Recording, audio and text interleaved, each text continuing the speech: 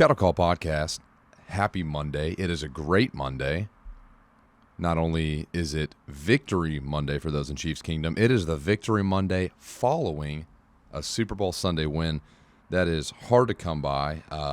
Most sports fans, unless you are bandwagon, and about no bandwagon fan will come by it honestly, but unless you are a bandwagon fan, odds are you do not cheer for a franchise in any sport that is notorious for winning titles. So this is a huge deal. Now I know the Chiefs are kind of becoming like that dynasty-looking team, which is kind of what I want to talk about today. But this was a long time coming. I'm 26 years old. I was born in Wichita, Kansas. My whole dad's side of the family's from Kansas. We go back. In fact, I still have family out there. Go back to Kansas. My wife and I actually were in Kansas City in August. So we get to go back occasionally and stuff. And it was always great being raised in Nashville around the Tennessee Titans when I could get back to my Kansas family and you would be coming through Oklahoma, parts of Kansas, parts of Missouri, and you'd be a ways out from Kansas City or Wichita or anything, but you'd start seeing the arrowhead, whether it was on people's like tag frames or it was you pull up to a gas station and they'd have like a beer neon sign, but they'd have about like the Chiefs arrowhead too, or you go by a restaurant and they have something about, it being part of Chiefs Kingdom. So you could be, hours out and you start to see those arrowheads and you start to see that red and gold. And oh man, as a young kid and a football player, it was such a sight for sore eyes.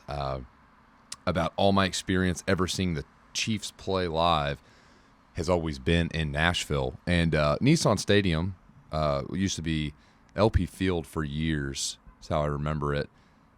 And Nissan Stadium now, the Titans always seem to get the better when it comes to playing against the Chiefs. So I'd love to go see a game in Arrowhead sometime, but I've only been able to watch them at the Titans, and almost every single time I've seen them there, they've lost. However, like I mentioned a minute ago, we are celebrating a Super Bowl win yesterday, the second one in the last technically four Super Bowls, 3 calendar years. So it is awesome. Man, so much I do want to talk about. I'm trying to keep this brief. If you are watching this, I am filming it. I apologize if there's a glare. I know it's afternoon. I've just gotten done with work for the day, so it's about that time in the afternoon where the sun is right on our balcony.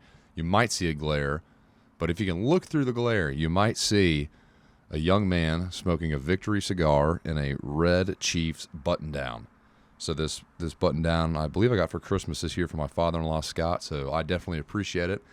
It's the nicest, dressiest piece of Chiefs attire I own, and it is great to wear today. I actually tried to wear it to a dinner I had Saturday night for work, and it did not fit with my suit, but now I have an even better reason to wear it to celebrate. Also, I'm smoking on a Punch Gran Puro Nicaraguan cigar. Good cigar, very affordable cigar. This one probably costs $7-8, so I definitely recommend it. A little heavier smoke, but Punch does make good cigars. And speaking of Punch, man, I don't want to say that anybody got punched in the mouth last night because it was, honestly, they were exchanging blows. The Eagles and the Chiefs had, from what I've read, of course, a lot of people are upset about that the defensive holding call at the end of the game there. But from what I have read, a lot of people think that this was one of the best Super Bowls they've watched in a long time with it going back and forth. I mean, of course, in 2017, you had the whole Falcons blowing a 28-3 lead. That was just a remarkable game to watch as a football fan. But as a Chiefs fan, man, last night, winning it on a almost time expiring field goal with our kicker, who actually got injured on that same field the opening week this season and was out for a little bit. We actually had a defensive back as our kicker there for a little bit, and he actually he leveled a player on that opening drive that the Eagles had.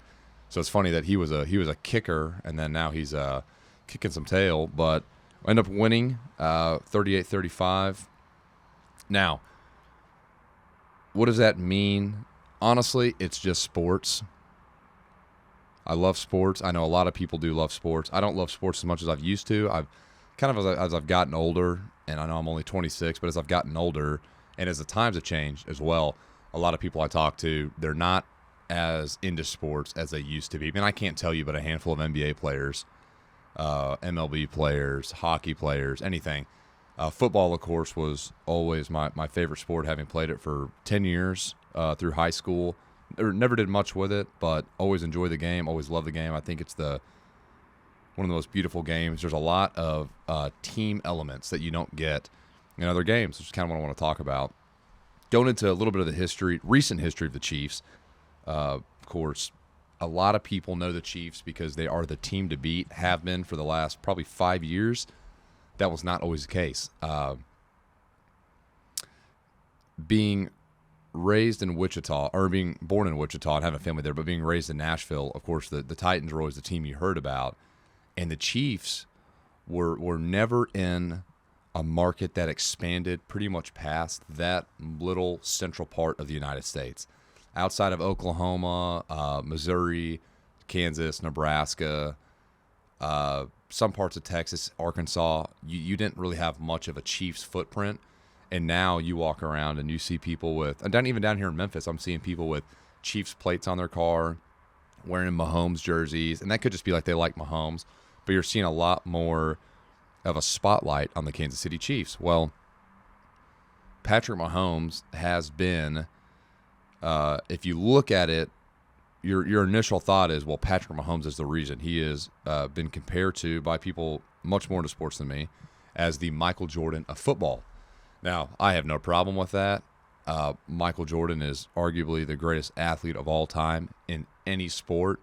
His reach went way beyond the basketball court, went way beyond the late 90s, early 2000s. I mean, look at it now. He's a multi-billionaire off of his brand that is still a status symbol today.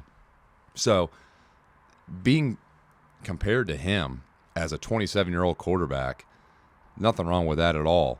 Now, the last 5 years that we've had Mahomes as our starter, that has just propelled the Kansas City Chiefs almost into NFL stardom, and also Patrick Mahomes. Well, let's do a really brief history. I want to keep this podcast brief, and I want to talk about stuff that's much bigger than sports. That's kind of been revealed to me throughout the day today as I've just reflected on last night and watched some TV about it, read some stuff online about it, and spent some time reading other stuff besides sports. So the Chiefs won the Super Bowl last night. They also won Super Bowl 54, which was the last major sporting event and championship before COVID. So early February of 2020, the Chiefs were in Miami, technically the home team, against the 49ers. So Chiefs come back for the third time in the postseason. They're down in double-digit deficit. They are in at least a two-possession ball game against the Texans, against the Titans, and then now the Super Bowl against the 49ers. They come back in the 7 minutes remaining in the fourth quarter, being down 20-10. They turn around on a play called Wasp, which any Chief or football fan probably heard the story about Wasp by now. Great story, and it was a true momentum change in the game. Chiefs come back, win the Super Bowl. Next year, they are the hottest team. You have never seen a team in my lifetime, at least, I believe, and I'm super biased against the Chiefs, but they are the best team in football that year, the best team. And they end up playing the Buccaneers, who they beat earlier in the season at Tampa Bay. This would be the first time ever that a home team would have a chance to win a Super Bowl in their own stadium, the home stadium. Even though, I guess, technically, the Chiefs were wearing their red home jerseys. You're still Tampa Bay playing in Tampa Bay. Tampa Bay smacks Kansas City around. Patrick Mahomes has a 30-something game streak of touchdown passes. 30-something games. That's over 2 seasons, And this streak ends that night in Tampa Bay on the Super Bowl as Patrick Mahomes is rushed and hurried more than any quarterback in Super Bowl history. And the Tampa Bay defense probably ran out of chalk tallying up sacks, block passes, all the rushing and hurrying attempts against Mahomes. He was running for his life the entire game. Could not get a thing going. Chiefs kicked a few field goals, lost the Super Bowl. Now, we've won one, we've lost one. Outside of that, 2018, we lose to the Patriots at Arrowhead in overtime on, quote, some controversial calls. But either way, the Patriots beat the Chiefs on a field goal in overtime. And that is how – or no, I think they actually scored a touchdown. Either they won by a field goal earlier that season. Anyway, I should be remembering a lot more important stuff than NFL facts. But anyway, the Patriots beat the Chiefs in overtime that 2018-2019 season. Chiefs win the AFC Championship and the Super Bowl 2019-2020. They lose the Super Bowl 2020-2021. They go back to the AFC Championship. So for the fourth straight year, they're hosting the AFC Championship at Arrowhead Stadium, the loudest football stadium. They lose in overtime to the Bengals, who then lose the Super Bowl to the Rams. The Patriots also went on to win the Super Bowl the year. Actually, they were playing against the Rams too. Boring Super Bowl, but they beat the Chiefs and they win the Super Bowl. So now for 4 years, you have had 2 losses in the AFC Championship in overtime. You've had 2 wins, 1 Super Bowl out of it that you've won, 1 Super Bowl out of it that you've lost. Last night is the big tiebreaker for Super Bowls. It's also the 5th straight time that the Chiefs have hosted the AFC Championship in Arrowhead Stadium. Now, also during this 5 years, Patrick Mahomes II, he is our starting quarterback. He is MVP twice. He is Super Bowl MVP twice. He breaks record upon record. It's actually insane when you're sitting there watching the games and he does something and you're like, okay. And they go, well, that pass right there now means that Patrick Mahomes, blah, blah, blah, blah, blah. Name some off-the-wall, weird ESPN factor record. And then Mahomes breaks it. It's insane that this guy plays on the team that I like.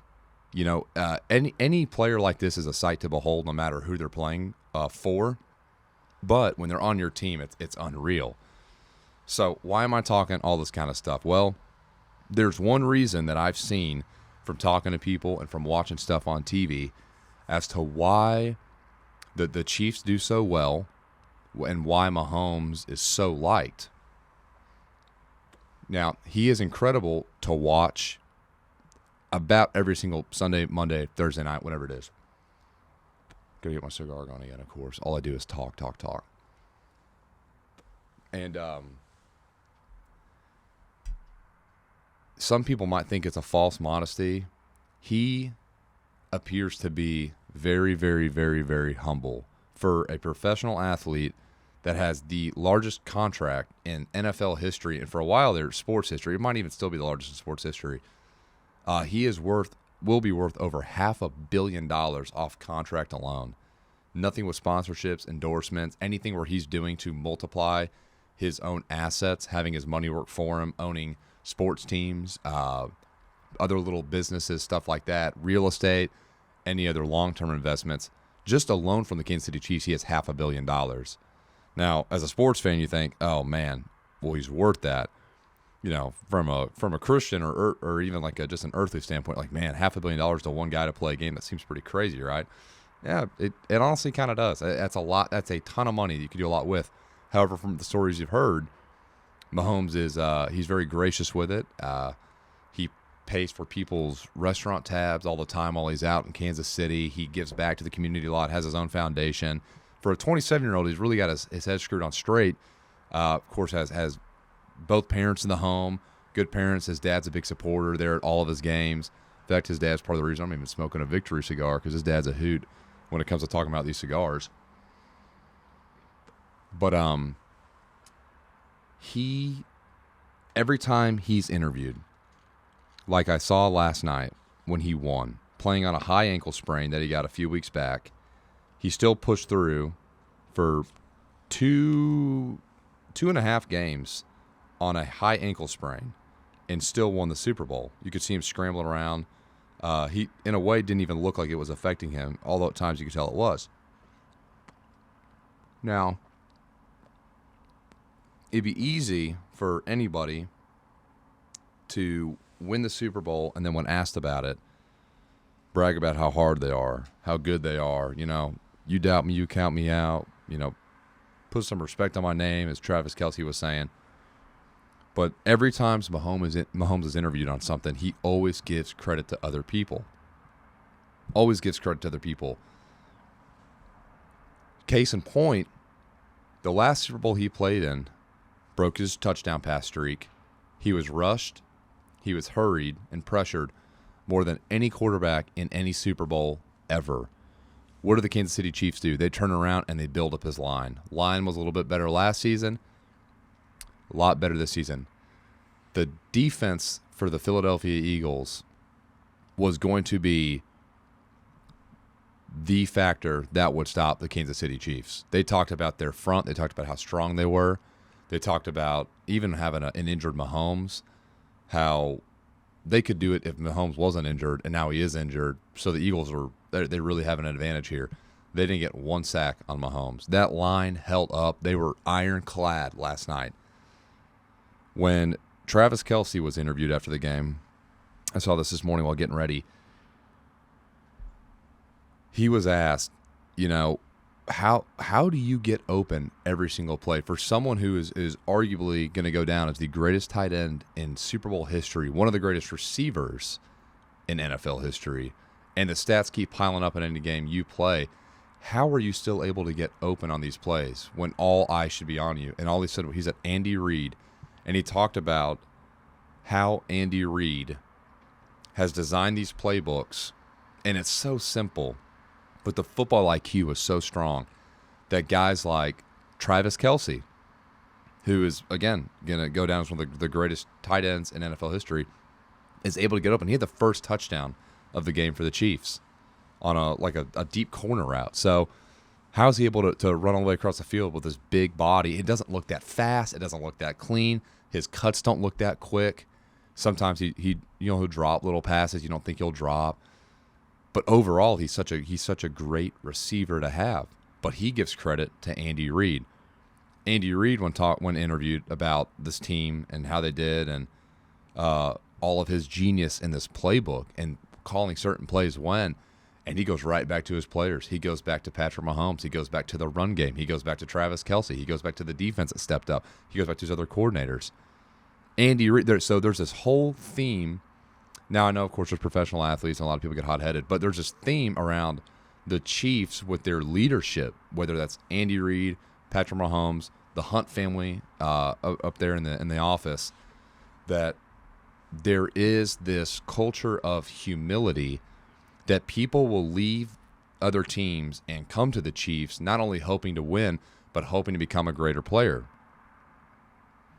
Now, there are the stories like Tyreek Hill, who he leaves for whatever reason he leaves, says some stuff, kind of taking digs at Mahomes in interviews this season, and he doesn't make it very deep into the playoffs. Now, of course, Dolphins had all their issues, but people talk about, well, will the Chiefs be able to do anything without Tyreek? Tyreek is, he's the cheetah. He's the fastest guy in the NFL. He can go so deep, so fast. He can burn literally anybody. What are the Chiefs going to do without him?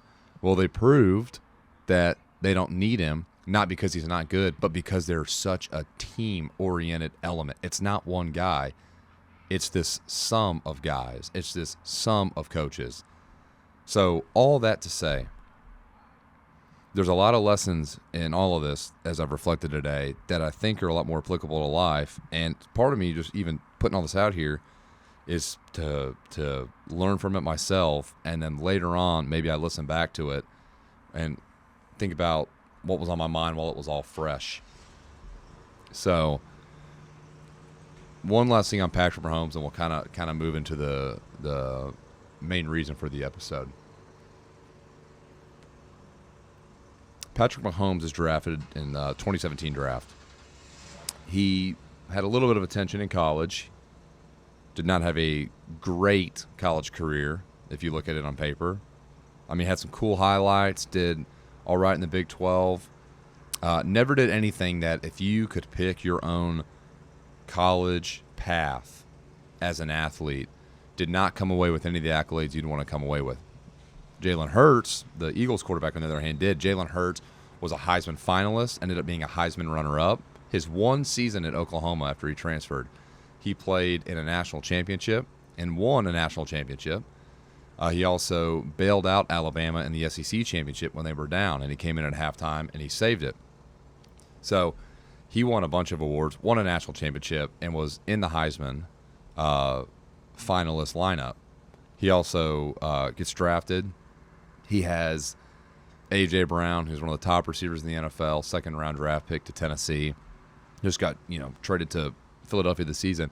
He has him. He has another Heisman-winning receiver. He has a pretty good little defensive lineup around him. Pretty good little run game. Pretty good special teams, and he's in a big market in Philadelphia. If you look at Jalen Hurts and you look at Patrick Mahomes in their college careers, two complete different players. You look at their NFL careers, you look at their games last night, Jalen Hurts had a phenomenal game. Jalen Hurts played his tail off. And it kind of was going to be one of those games that whoever had the ball last would win. But Patrick Mahomes, through hard work, even the playing field. Now, again, I'm not trying to be biased towards him. This is kind of one of the little themes that I've seen. When Patrick Mahomes is drafted in 2017, he sits on the bench that entire season as a rookie. Alex Smith is the Chiefs quarterback. We go to the playoffs. We lose to Tennessee at Arrowhead, first round. That's Alex Smith's last year with the Chiefs. They trade him away. And, in fact, when they got rid of Alex Smith, who's a veteran, and not even a bad quarterback, I remember my initial thought was, oh, my gosh, Chiefs, what are you doing? You're just going to get rid of our veteran who can actually got us to the playoffs a couple times. He was there the whole time Andy Reid was there as the head coach. They had a good chemistry. Alex Smith was pretty smart with the ball, could scramble, could make pretty good passes. And, again, he actually got us to the postseason. We're going to get rid of him for this young guy who's not even proved himself. And good for them, and good for them for not also having me help with their decision-making process, because I would have cost them Mahomes. Of course, they saw stuff that we didn't see in the public, and even people that follow sports that closely. Mahomes was, quote, a gunslinger at Texas Tech. He'd heave the ball while falling down, rolling to his left, throw it back to the right, 70 yards. Does that kind of stuff play in the NFL? No, not against these guys, not against these defenses. What we didn't see was that entire rookie year, and this comes back from one of the quarterback coaches. I heard this also today while getting ready. Patrick Mahomes and his work ethic that rookie season, the coach was talking about the dedication Mahomes had to studying film, to studying the playbook, to refining his skills, to learning as much as he could about the Chiefs organization, the Chiefs team, the Chiefs playbook, to develop his football maturity as quickly as possible that season, to even learn from a veteran like Alex Smith what it means and what it takes to be an NFL quarterback.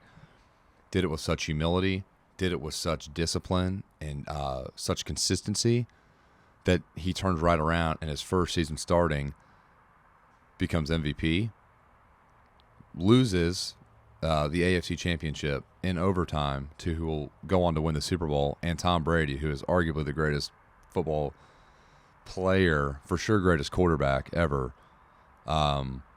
He does that in his first season there, and he's only gotten better since. He's only gotten more humble and more quick to give credit to all the other guys, even last night playing on a high ankle sprain. So for that year, he studied. He did all this stuff behind closed doors, did all this stuff Monday through Saturday, so that when he got his chance that first Sunday, here's the stuff that he could start to do. So he had all this God-given ability, all this talent that you really can't coach. You either just got it or you don't. But there's that whole old saying about how hard work beats talent when talent doesn't work hard. And thank goodness for Chiefs Kingdom that talent worked hard in Patrick Mahomes. So I think, why have I gone on this 25-minute rant about the Kansas City Chiefs and about football? Isaac, sports are too political. Isaac, that's one of those conspiracies about how the emperor wants to distract the people with the circus so they don't see what's going on. Sports are all rigged anyway. Haven't you seen all the stuff about the script? Fine. Let's just say all that stuff's true. Times have changed. Sports aren't what they used to be. But the principles still remain. What does Patrick Mahomes studying for a year humbly, often, what does that tell me as a Christian? What does that tell me as a man as well? The stuff that we see him do on Sundays, the stuff that you see him do on Instagram, the stuff that you see on SportsCenter Top 10 or on the video game cover or whatever, that stuff, of course, as we know, is not done overnight. There are so many hundreds and now thousands and tens of thousands of hours that go into that when you just get that one little 6-second blip it, that 6 seconds was built in humility with no attention and no reward. That's what that tells me. That's what Patrick Mahomes did that whole first year. The Chiefs, too. The way that every other person is always so quick to give credit to somebody else. Even Kelsey, as loud as he might come across and maybe as arrogant and flashy, he never talks about, at least that I've seen, how great he is and how he's the best tight end. He always talks about how good Mahomes is, how good Andy Reid is, how good the offense is, how good that offensive line was last night. I still can't get over that. I mean, they got little to no attention for any of that. I'm waving. My wife just got home. And she even looks good from a distance. How do you like that? They always work as a team, even though the line knows they're not going to get any attention or really any praise, especially in the aftermath. The aftermath is, oh my gosh, did you see Mahomes? Did you see Pacheco? Did you see Kelsey? Did you see the secondary even step up? Did you see Tony on that longest return in Super Bowl history on that punt return to set us up for a touchdown?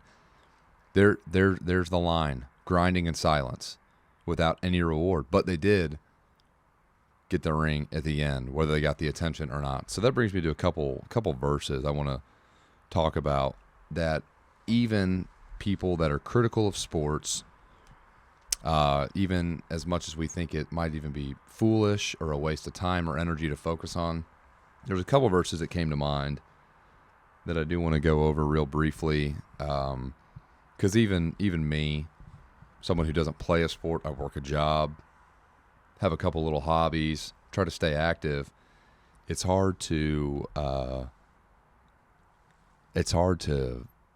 actually apply anything about sports when you're not doing anything. But the fact that it is in Scripture and a couple different areas about athletes and the principles we learn with self-discipline, and working for a reward is stuff that we can all learn from. Go first to 2 Timothy 2. This is a really good one. This is actually the last letter that Paul ever penned to his son of the faith, Timothy. This is from a dungeon in the ground in a Roman prison, when he told him, 2 Timothy 2 verse 1 starts, says, "You then, my son, be strong in the grace that is in Christ Jesus. In the things you have heard me say in the presence of many witnesses, entrust to reliable people who will also be qualified to teach others. Join with me in suffering like a good soldier of Christ Jesus. No one serving as a soldier gets entangled in civilian affairs, but rather tries to please his commanding officer. Similarly, anyone who competes as an athlete does not receive the victor's crown except by competing according to the rules. The hardworking farmer should be the first to receive a share of the crops. Reflect on what I'm saying, for the Lord will give you insight into all of this." I also am reminded of 1 Corinthians 9. This is going to be 24 through 27. Again, Paul writes, "Do you not know that in a race all the runners run, but only one gets the prize? Run in such a way as to get the prize. Everyone who competes in the games goes into strict training. They do it to get a crown that will not last, but we do it to get a crown that will last forever. Therefore, I do not run like someone running aimlessly. I do not fight like a boxer beating the air. No, I strike a blow to my body and make it my slave, so that after I have preached to others, I myself will not be disqualified for the prize." So in 1 Corinthians 9, 24 through 27, And then also in 2 Timothy 2, 1 through 7 also, Paul draws a parallel to athletes in the discipline and the rigor they put themselves through for that ultimate reward.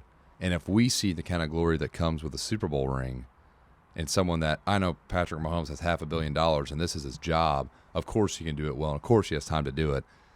That doesn't make him work hard. He got it because he worked hard. That's a reminder to myself. And it's not even, of course, about money or status or notoriety. It's about God gave us X amount of time. God gave us X amount of talent. God gave us these sorts of talents. What are we going to do with the time allotted and the talent given? What are we going to do with it? You do it for reward, but unless you remain disciplined, unless you do it with integrity, and unless you do it better than any other person you're competing against, you're not going to reap that reward.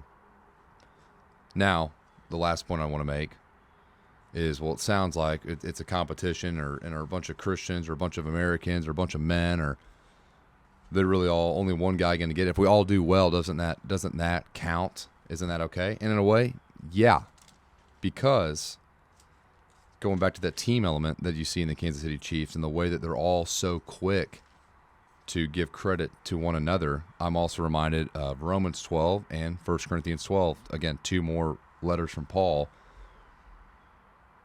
Patrick Mahomes, like I've mentioned, he broke his streak in 2021 in Super Bowl 55.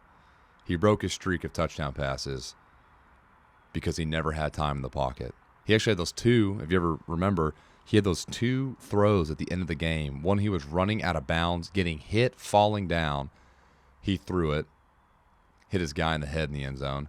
He had that one where he was actually falling forward and he was inches above the ground, throwing it, looked like a shortstop, and who did like a barehanded fielding a ball and threw it while he was diving. And he hit his guy again in the hands of the end zone. But still, streak is snapped. The line wasn't doing what the line was supposed to do. Receivers weren't doing what they were supposed to do. Of course, you're going to throw interceptions as a quarterback. He's not perfect. But at the end of the day, they all have a team, and they all have a reward that they will hopefully all reap together as a team. So I think about 1 Corinthians 12:12, starting, just as a body, though one, has many parts, but all its many parts form one body, so it is with Christ. For we are all baptized by one Spirit, so as to form one body, whether Jews or Gentiles, slave or free, and we were all given the one Spirit to drink. Even so, the body is not made up of one part, but of many. Now, if the foot should say, because I am not a hand, I do not belong to the body, it would not for that reason stop being part of the body. And if the ear should say, because I am not an eye, I do not belong to the body, it would not for that reason stop being part of the body. If the whole body were an eye, where would the sense of hearing be? If the whole body were an ear, where would the sense of smell be? But, in fact, God has placed the parts in the body, every one of them, just as He wanted them to be. If they were all one part, where would the body be? As it is, there are many parts, but one body. And I guess I might as well, I mentioned it, I'll shoot over to Romans 12, too. So, Romans 12 talks about gifts real quickly. I just want to get into that, then I'll absolutely wrap this up because I'm at 30 minutes. Let's go. Romans 12 verse 4 starts, for just as each of us has one body with many members, and these members do not all have the same function, so in Christ we, though many, form one body, and each member belongs to all the others.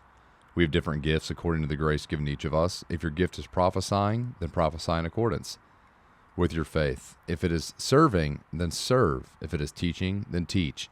If it is to encourage, then give encouragement. If it is giving, then give generously. If it is to lead, do it diligently. If it is to show mercy, do it cheerfully.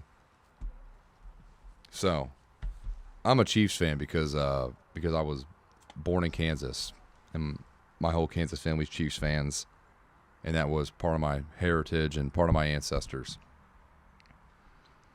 But I'm now a Chiefs fan even more because of not only who they are as individuals, but who they are as a team. So all that to say, yeah, I'm super thankful for the Super Bowl. But even more importantly than that, I want to be quick to give credit to other people. I want to make sure that I don't do stuff for my own gain and my own reward, but how can I contribute to the ultimate goal, to our ultimate team, whatever that is, whether that's the church, whether that's the whole faith, whether that's my community, my family, my country, my place of employment. You fill in the blank for you. It's not about me. If I do my job, if I steward my talent well, if I steward my time well, if I steward my team well, how can we all come away with the reward? Again, all run the race, but only one receives the prize. Run the race well. Fight the good fight. Finish the race. Keep the faith. That's about all I have. My cigar is out again, and my wife and I are about to go on a walk in this wonderful, wonderful weather. I guess for the last time till August. Go Chiefs. But for hopefully the last time for, I don't know, a couple of days so I get another interview. I will see you on the other side.